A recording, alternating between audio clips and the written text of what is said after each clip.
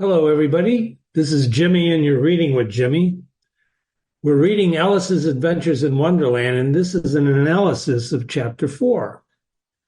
Chapter 4, the title is The Rabbit Sends in a Little Bill.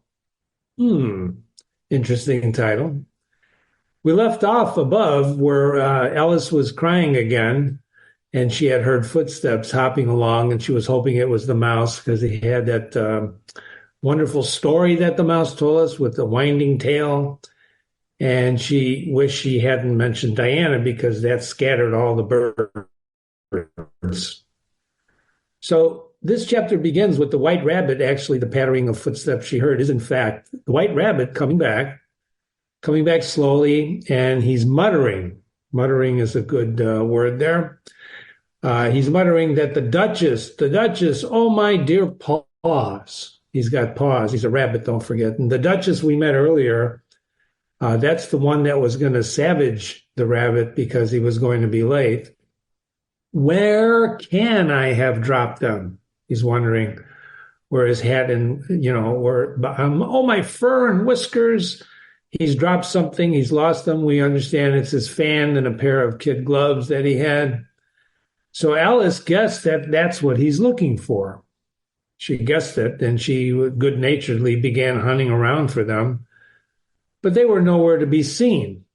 Everything seems to have changed. Note the bottom there, that since her swim in the pool, everything's changed. Remember, this is a story about change, isn't it? We all change.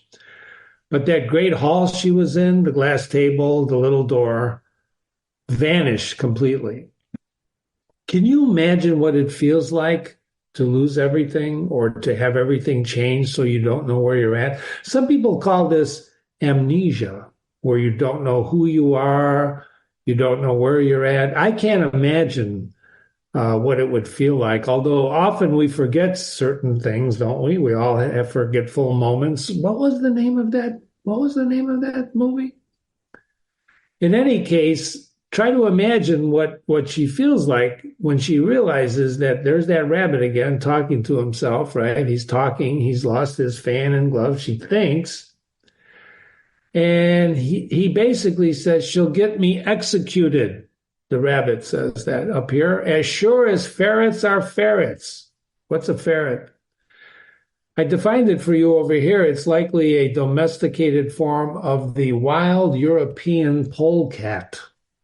You can think about that. In any case, on the next page, soon the rabbit notices Alice and says, why, Marianne, what are you doing out here? Notice the words out here. Notice that he's calling her Marianne. Who's Marianne? Well, remember, one of the concepts of this book, this story, is who are you? Are you defined by people who look at you? Are you defined by yourself? Did your parents define you? So in this case, the rabbit's looking at Alice and he calls her, Marianne, what are you doing out here? Out here, wherever that is, wherever here is. And he tells her to run home and fetch the pair of gloves and a fan. Quick, he tells her, he orders her. And what does she do? She's so frightened that she just runs off into the direction that the rabbit was pointing without trying to explain the mistake that it had made. It. There's that pronoun again, it. Remember, pronouns are important too. So the rabbit calls her Marianne and says, go home and get my gloves and a fan. And she does. So remember, part of the adventures of Alice in Wonderland, of Alice herself, is actually getting caught up into the whole narration that the third person is telling us. She gets caught up in this world of the white rabbit and the creatures. And then she says, he took me for his housemaid. We're going to study in this chapter logic. And logic is an interesting word. You can look it up. You should look it up. What is logic? Well, Alice makes this conclusion that he mistook her for his housemaid. She assumes that she basically made, that he has a housemaid named Marianne and that he mistook her for Marianne. Now, what's interesting is that she assumes that, or she concludes that, or whatever. She's logically reasoning that he has a housemate. Is that true? Can it be true?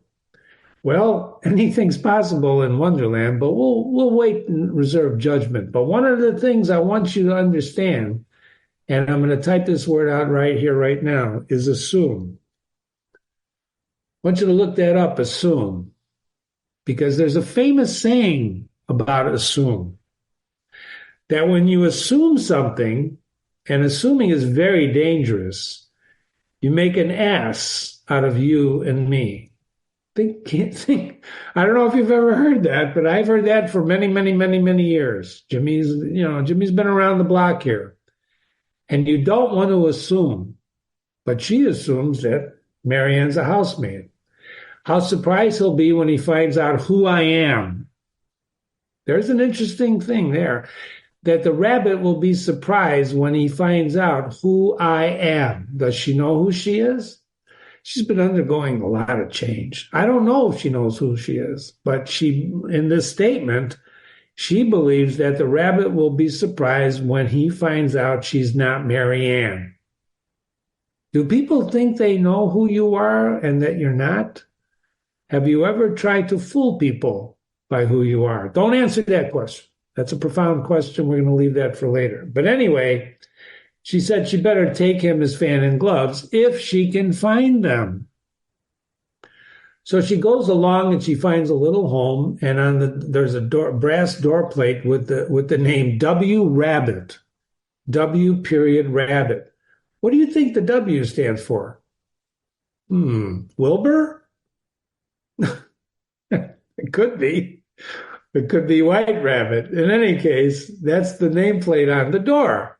So she goes in without knocking, and she hurries upstairs. Now, why does she do that? She goes in, she doesn't knock, she opens the door and goes in. Well, if she is Marianne and she is the housemaid, she can certainly do that. But we know she's not Marianne, she's Alice.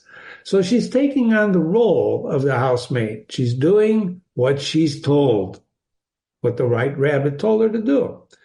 And that's important when you think about this concept of knocking. And why is going in without knocking important? Because the narrator is telling us she's in the role now of Mary Ann. She goes upstairs in great fear, lest that she should meet the real Mary Ann. Aha. Fear is another concept we'll be exploring in this chapter. What do you got to be afraid of? Are you afraid? Sometimes people ask, are you afraid? I'm not afraid of anything. Well, I think we're all afraid of something if we think about it long enough. But the concept of fear is going to be very, very important. Fear. Let me highlight that. Fear. Okay, fear. If she's afraid, she might meet the real Marianne and be turned out of the house before she found the fan and gloves. So she's afraid she's going to fail in her mission. She's on a mission now. The White Rabbit said, find me these things. And she's afraid that, well, maybe I won't be able to do it if the real Marianne comes there. And so she's Marianne. How queer it seems. There's that word again, queer, right? You've seen that word. You're going to see that word over and over again. It's just strange. Alice said to herself, to be going messages for a rabbit. So she's doing messages. That's the British English way of saying, she's on a mission, right? She's on a mission. And she's saying this to herself. She's talking to herself because remember, she does that a lot. We all do that a lot when we're thinking. And then she brings in Diana again, and we know who Diana is. That's her cat. And she says, I suppose Diana will be sending me messages next. So if the rabbit is telling her what to do, maybe her cat will be telling her what to do. And she began fancying the sort of thing that would happen. There's an interesting word, fancying. This is a a desire or a liking for or imagine or thinking. I defined it for you, but you should define it for yourself. So she started using her imagination. Ladies and gentlemen, the imagination is extremely important. We tend to lose that as we grow up. But this whole book, is a reminder of how strong the imagination. You don't need an iPad, you don't need an iPhone, you don't need movies, you don't need video. You got a video in your head. The imagination is the strongest director, producer, writer that you can possibly have. So Alice starts thinking about what would happen if Diana, her cat, started ordering her around like the rabbit did. Miss Alice, come here directly and get ready for your walk. You know how you see people walking dogs? In Alice's imagination, she's imagining Diana is telling her to get ready for her walk. So the roles are reversed. Remember, she's in the role of Marianne, and now the cat is ordering her to take Alice for a walk. Coming in a minute, nurse. What's a nurse? But I've got to watch this mouse hole till Diana comes back and see that the mouse doesn't get out. Her imagination is just going crazy. Now she's watching a rat hole until Diana comes back from the walk, perhaps. Only I don't think she went on that they'd let Diana stop in the house if it began ordering people about like that. In other words, you wouldn't let a cat in if the cat started ordering people around. So that brings her back to reality. And in the next paragraph, the final paragraph of these first 2 pages, by the time that she had found her way into the tidy little room with a table in the window on it that she had hoped, there was a fan and 2 or 3 pairs of tiny white kid gloves. There they were, by magic, right? Magic. So she picked up the fan and a pair of gloves, and she was just about to leave the room. She was going to leave the room and run back to the rabbit as instructed, when suddenly her eyes fell on a little bottle. Now, we know what happens when she sees bottles or little cakes or things. And in this case, there was no label this time. There was no label this time with the words "drink me." There was no label like the other time. But never, and we're going to stop there. You can guess what she's going to do, can't you, ladies and gentlemen? Anyway, Alice is getting into the act. And don't we all do that sometimes? Whether or not we are who we think we are, and people start treating us. I remember I was standing at a trade show once in a suit, waiting in the morning for a client, and someone came up to me from obviously being on the town in Vegas, and they asked me directions, whatever, and they thought I was a guard. They thought I was one of the guards at the hotel. It was a big hotel. Anyway, I don't know. We did get an email since I talked to you last time. The email's on the bottom, and the email says, Jimmy, you mentioned in the first chapter. I'm so glad you guys are reading and listening to these stories. In any case, Jimmy, you mentioned in the first chapter that there are 3 types of sentences, but there are 4, aren't there? Can you help me understand these? I want to thank the person who emailed me that, because obviously they looked that up or they have a grammatical background. They've studied grammar, because in fact, that was Jimmy's error. He overlooked that. And there was a reason why I could justify that. But there are, in fact, 4 types of sentences. I told you there were 3: simple, compound, complex. The one I forgot was the complex sentence. And I've got a little discussion here that I just popped down that we can go over briefly. This is not, I don't want to spend a lot of hours on grammar, but there are 3 types of sentences: simple, compound, complex, 4 types, and then the complex sentence itself. And you can read this on your own. You can pause this video if you'd like. But I wrote 4 sentences right here. Alice was tired. That's a simple sentence. Alice was tired and her sister was reading. That's a compound sentence. Compound sentences are governed with 2 independent clauses. What's an independent clause? It's simple. It's a simple sentence. It has a subject and a verb. Subject thinks of subjects and verbs. And it's connected. Compound sentences are connected with and, but, or, for, nor, yet. And those are coordinating conjunctions. They coordinate, they connect 2 independent clauses. And in this case, Alice was tired and her sister was reading. Now, You can write two simple sentences. Alice was tired, period. Her sister was reading, period. Now you have two simple sentences. But with the word and a comma before the word and, you've got a compound sentence.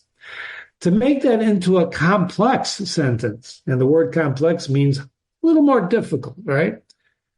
You don't use a coordinating conjunction. You use a subordinate. They call it a subordinator. In this case, it's a preposition. It's a word that takes in a dependent clause. You have independent, simple sentences, and then you have dependent clause. And I want to explain that for one moment. Alice was tired while her sister was reading. You see the word while? That word while changes all the sentences that go, all the words that go after that. It subordinates them. It makes them dependent on the first part. You see what I'm saying? So those subordinates, those subordinating words, they change an independent clause into a subordinate clause. And that gives you a complex sentence. It's a complex sentence. Because Alice was tired is a nice sentence, but it doesn't finish the thought while her sister was reading. Now you can flip that, a complex sentence. The beauty about a complex or a compound sentence is you can flip the clauses. You could say, while her sister was reading, Alice was tired. See? While her sister was reading, comma, Alice was tired. Now you have still a complex sentence. And then you inevitably have the compound complex sentence. And the reason I missed complex and went right for the compound complex is, if you remember, in the first chapter, the first sentence was over 150 words. And that's really a compound complex sentence. So I overlooked the complexity and went for the count. Anyway, Alice was tired, comma, and her sister was reading as the white rabbit came by. You see how rich that becomes, the compound complex? Sometimes it's useful to use simple sentences. Sometimes it's useful to use compound complex sentences. In other words, if we all just read simple sentences, it would be boring. So writers like to mix it up, or narrators like the third-person narrator. And you can see from what we've just started in chapter 4 that there's a lot of complex, compound sentences. There's simple sentences. There's all sorts of types of sentences. And if you really want to study this someday, drop me an email and I'll take apart these 2 pages and look at the different types of sentences. Thank you very much. This is the first 2 pages of chapter 4. You're reading with Jimmy. If you want to email me, like our friend did about the sentence mistake I made in the first chapter, you can email me, Jimmy@readingwithjimmy.com, Jimmy@readingwithjimmy.com. Thank you very much. See you soon.